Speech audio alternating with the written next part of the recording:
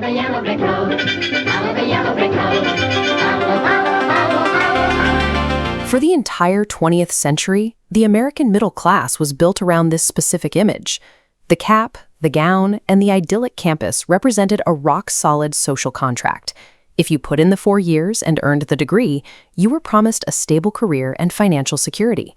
Today, you have 20-something graduates holding dual bachelor's degrees, and sometimes even a master's, applying for minimum wage retail jobs just to survive. They did everything they were told, acquired the prestigious credentials, and are now working the exact same cash registers they could have operated straight out of high school. We have to stop viewing college as a romantic coming-of-age experience. It is a financial transaction.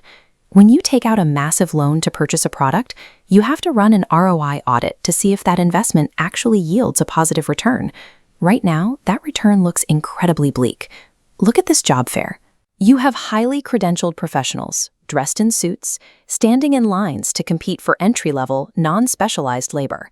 The market is entirely saturated with pieces of paper that hold no real leverage. Today, the university degree functions as a financial crater, forcing graduates to start their adult lives with a net worth deeply below zero. The trap is set early. High school counselors steer 18-year-olds, whose frontal lobes haven't even fully developed, into signing away their futures. These teenagers are taking on federal and private loans that, unlike almost any other type of consumer debt, cannot be cleared through bankruptcy. Many private loans carry variable interest rates that climb from 5% up to 16%. For a recent graduate making entry-level wages, that compounding interest outpaces their ability to ever touch the principal balance.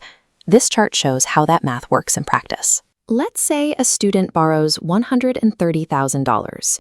Over the next few years, they pay back $50,000. But because of variable rates, the bank tacks on $80,000 in interest. The borrower now owes $160,000, 30 grand more than they started with. If we extend this exact loan structure out over the standard 30-year lifespan of the debt, assuming the borrower avoids defaulting, they will end up paying nearly $750,000 for a single undergraduate degree. Even the systemic safety nets are failing. Programs like public service loan forgiveness are supposed to wipe the slate clean for civil servants like healthcare workers after a decade of payments. Instead, borrowers find themselves trapped by administrative glitches and arbitrary technicalities, paying into a void for years only to have their forgiveness denied. That is why an entire generation is holding signs like this one outside the Supreme Court.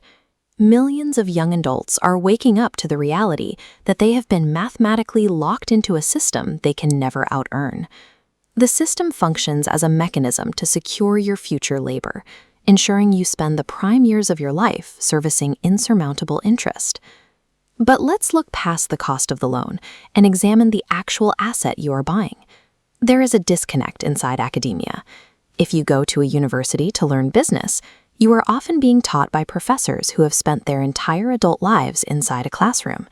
They hold PhDs and write research papers, but they have never actually built a company, met a payroll, or run a profitable operation in the trenches.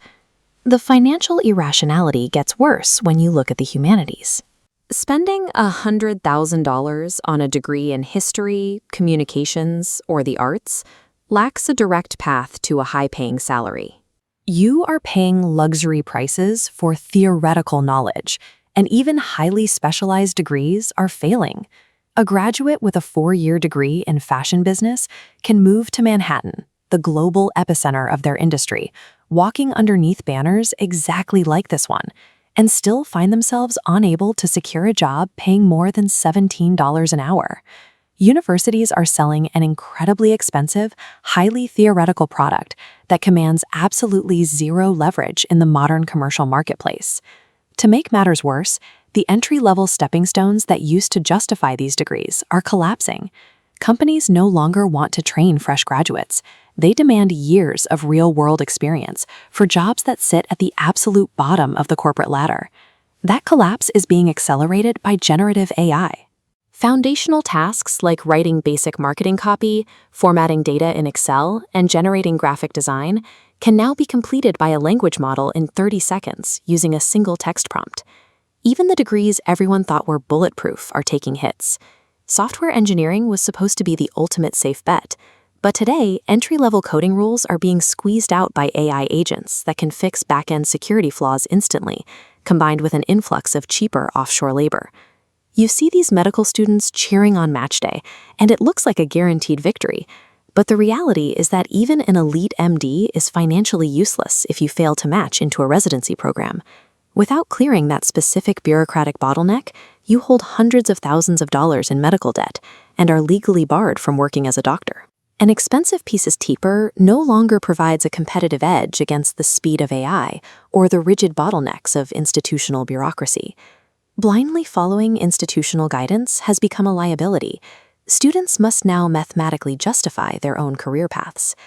The most viable paths to wealth today completely bypass the six-figure debt trap.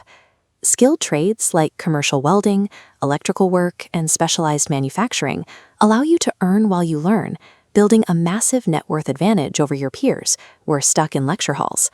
If you want to maximize your income without a degree, you must learn to sell. High-ticket sales in tech software, medical devices, and commercial real estate offer some of the highest-paying roles in the market, and there is zero gatekeeping. If you can close a deal, nobody cares where you went to school. You can also replicate the modern apprenticeship.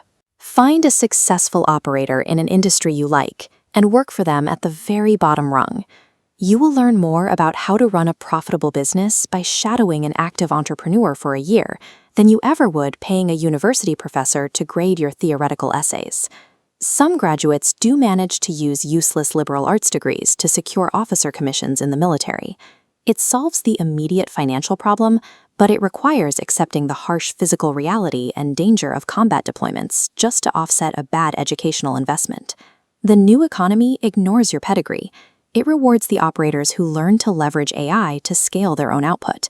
If you can use these tools to do the work of 10 people, you become indispensable. Protecting your financial future requires opting out of the traditional academic trap entirely. The market has shifted, and the only way to win is to obsessively acquire real-world skills instead of buying overpriced credentials.